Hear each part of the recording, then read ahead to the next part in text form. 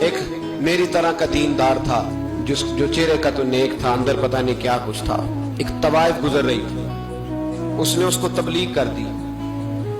کہنے لگا بس کر دے، سیانی بن جا. تو کسی دانشور میں لکھا ہے اس نے بڑا سخت جواب دیا. اس عورت نے کہنے لگی بابا میں تو جو ہوں وہ نظر بھی آ رہی، تو بتا جو تو نظر آتا ہے وہ تو ہے کہ نہیں. اس بندے نے چیخ ماری اور بے ہوش ہو کے گر پڑا.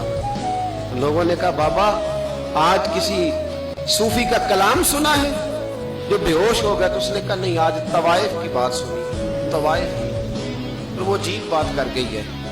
وہ کہہ گئی ہے میں تو جو ہوں میں نظر آ رہی ہوں، تو بھی تو بتا نا، تو بتا نا کہ تو دستار امامت پہنتا ہے.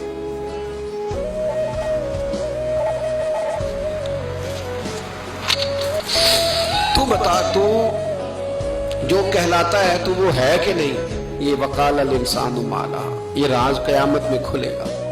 ہم جو کچھ بتا رہے ہیں نا اپنی زبانوں سے، ہمیں اپنے گناہوں کا احساس ہونا چاہیے. ایسا نہ ہو کہ جب سزا ملے تو پھر اس طرح کی ملے کہ دوبارہ کسی کو کوئی منہ دکھانے کے قابل نہ رہے. میرے بھائی یاد رکھیں اور سمجھیں، گناہ انسان کی زندگی کو تنگ کرتے ہیں. میرے نبی پاک علیہ السلام نے فرمایا جب تو جھوٹ بولتا ہے تو تیرے فرشتے کرامن کاتبین سائیڈ پہ ہو کے کھڑے ہو جاتے ہیں. جب تو زنا کرتا ہے تو تیرے اندر سے ایمان نکل جاتا ہے. اور نبی پاک علیہ السلام نے فرمایا جب میری قوم میں ناانصافی عام ہو جائے گی تو قتل بھی عام ہو جائے گا. اور سن لو لکھ لینا یہ حدیث دل کی تختی پر.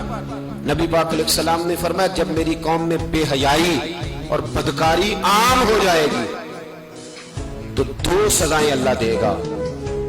ایک تو جوان موتیں آئیں گی، جوان بچے کچھ بھی نہیں دیکھا چلے گا. اور دوسری سزا اللہ یہ دے گا کہ ایسی بیماریاں آئیں گی جن کا علاج نہیں ملے گا، ایسے امراض پھوٹ پڑیں گے. بھائی دیکھیں تو صحیح، کہیں ایسا تو نہیں کہ ہم ان عیبوں میں مبتلا ہیں